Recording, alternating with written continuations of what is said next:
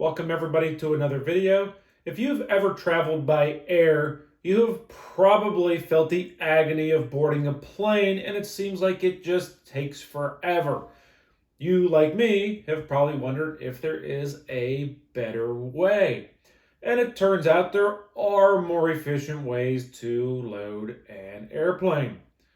So let's take a look at what the typical methods are and just how you can optimize loading an airplane.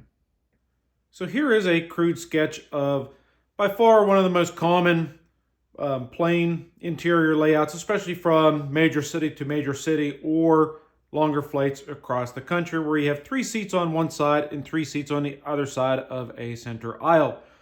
By far one of the most common ways of loading the plane is loading it in 3 zones, where say you have zone A at the front, zone B in the middle, and zone C at the back.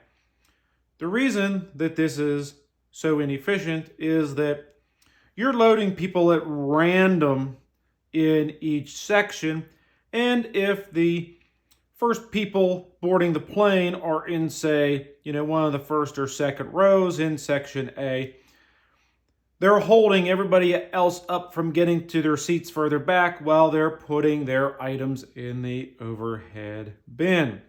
And the same way once it gets into section B loading and section C. So you can load it marginally faster if you start loading zone C, then zone B, and then zone A, but you still run in the same situation that if people are getting loaded randomly in section C, some of them are going to be in the front seats in that section and not being able to allow people to get back behind them to get to their seats and put their items in the overhead bin. So how do you go ahead and make a more efficient loading pattern?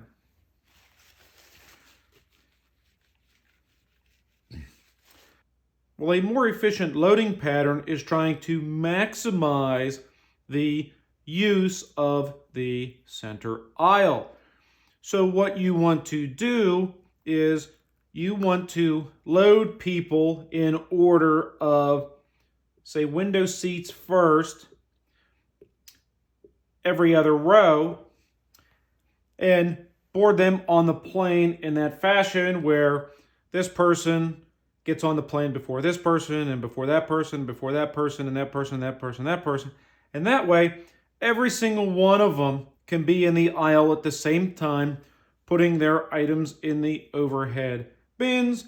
And then once they are seated down very quickly, you can go ahead and do it for the back aisles, and then you start hitting the other rows and eventually work your way towards the inside.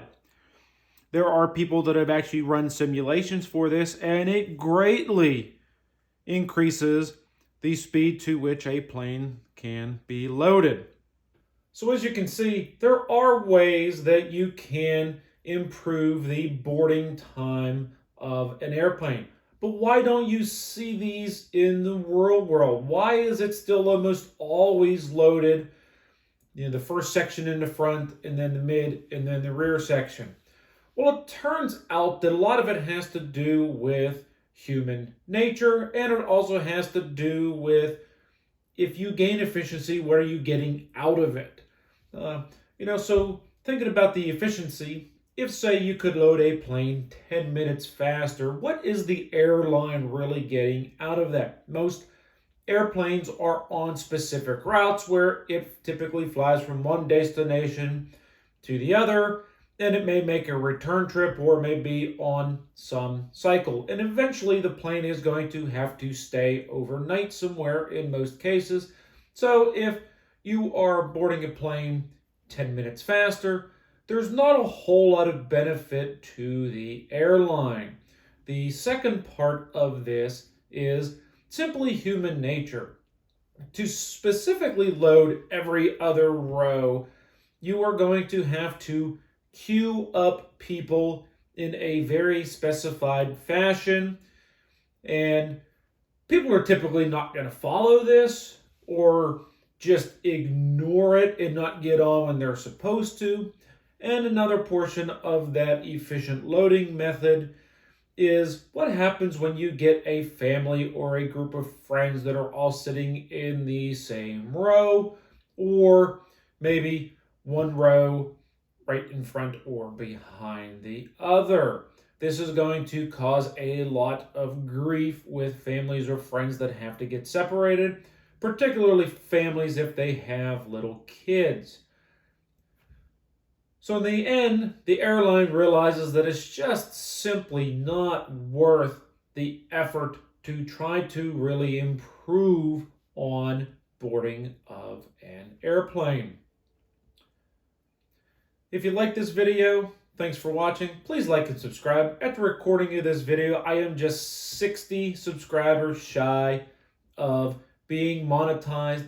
And if a small fraction of you would be so kind to just push me over that limit, it would be greatly appreciated. Thank you, and as always, stay curious.